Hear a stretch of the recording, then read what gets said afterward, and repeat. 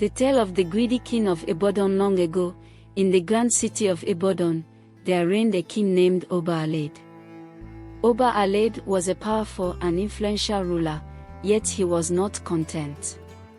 His deepest desire was to be richer than any other king in the entire Yoruba kingdom. This insatiable greed kept him awake at night, devising ways to amass more wealth.One fateful night, as Oba Alade lay restless in his bed, a mystical light filled his chamber. Before him appeared a spirit, shimmering and radiant. The spirit spoke in a voice that seemed to come from the very heavens. "Oba Alade, I am here to grant you one wish. Speak your desire, and it shall be fulfilled." Oba Alade, without a moment's hesitation, exclaimed, "I wish for everything I touch to turn to gold. That way, I will be the richest king in the whole Yoruba kingdom." The spirit's eyes glimmered with a knowing look, but it granted the wish. "So be it," the spirit intoned, and in a flash, it vanished. The very next moment, Oba Alade touched his bed, and it transformed into solid gold. Ecstatic, he ran through his palace, turning chairs, tables, and even the walls into gold. His courtiers watched in awe as their king's palace glittered more brightly than the sun. Days passed, and Oba Alade's wealth grew. However, his joy was short-lived. When he sat down to eat, the moment he touched his food, it turned to gold. His meat, his yam, his fruits, all became useless lumps of gold. Panic set in as he realized he could not eat, and hunger gnawed at him relentlessly. Desperate and weakened by starvation, Oba Alade wandered through his golden palace, which now felt like a prison. He called out to the spirit, pleading for help. "Spirit, please. I do not want this wish anymore. I will starve to death if I cannot eat." The spirit reappeared, gazing at the pitiful sight of the once proud king. "Oba Alade, your greed has brought you to this plight. There is a way to reverse the wish, but it comes with a heavy price." "Anything," cried the king. "I will give up all my gold if only I can eat again." The spirit nodded solemnly. "The only way to undo your wish is to accept a life of poverty. You will become the poorest king in the Yoruba land, but you will be able to eat and live." Tears welled up in Oba Alade's eyes, but he knew he had no choice. "I accept," he whispered. With that, the spirit waved its hand, and the gold vanished. The palace returned to its former state, devoid of any riches. Oba Alade's luxurious garments turned to simple cloth, and his treasures disappeared. He was now the poorest king in the land, yet, with this loss came a profound realization.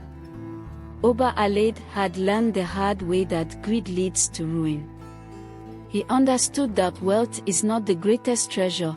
The ability to live, love, and be content with what one has is far more valuable. From that day forward, Oba Alade ruled with wisdom and humility. Though he was poor, he was respected and loved by his people for his fairness and generosity. His story became a timeless lesson in the Yoruba kingdom, teaching generations the perils of greed and the true meaning of wealth. Years passed, and the story of Oba Alade's transformation spread far and wide across the Yoruba kingdom. His once grand palace, now modest and unadorned, became a symbol of humility and the perils of unchecked ambition. Despite his material poverty, Oba Alade's wisdom and integrity brought a different kind of wealth to his kingdom. Oba Alade's new approach to leadership focused on the well-being of his people. He implemented policies that promoted fairness and justice, ensuring that even the poorest citizens had access to resources and opportunities. The king himself lived simply, often seen walking among his people, listening to their concerns, and walking alongside them in the fields. The neighboring kings, who once viewed Oba Alade with envy or disdain, now sought his counsel. His court became a center for learning and justice, attracting scholars, leaders, and common folk alike.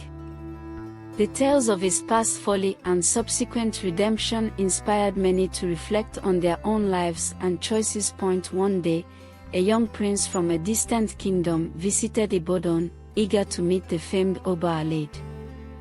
The prince had heard of the king's incredible journey and sought his advice on how to be a wise ruler.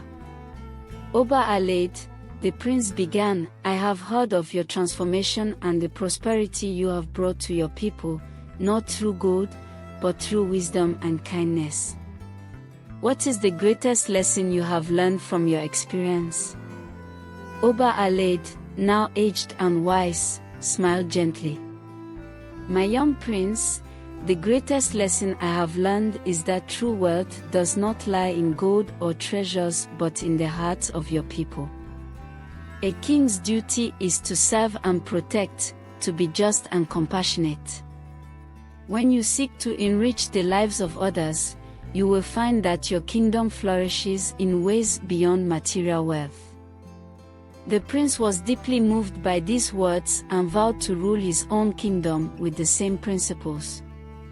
As he departed, he carried with him the wisdom of Oba Alade, determined to be a king who would be remembered for his kindness and fairness. In time, Oba Alade's own children grew up hearing the stories of their father's transformation. They were raised to value empathy, hard work, and humility. When the time came for Oba Alade to pass the throne to his eldest son, the people of Ibadan rejoiced, knowing that their new king would carry forward the legacy of wisdom and justice. Oba Alade's tale became a cornerstone of Yoruba folklore, a story told to children by their parents and grandparents. It served as a reminder that true greatness comes not from the pursuit of personal gain, but from the dedication to the common good. The lessons of Oba Alade resonated through the ages, shaping the values and principles of the Yoruba kingdom, and so, the king who once sought to be the richest in the land became something far greater, a beacon of wisdom and humility, whose legacy endured long after the gold had faded. His story remained a testament to the enduring power of redemption and the true measure of a ruler's worth. This is the end of the story. Thank you very much for listening to the end. Please do not forget to like and subscribe to our channel so that you will be notified with our subsequent uploads. Do have a pleasant day.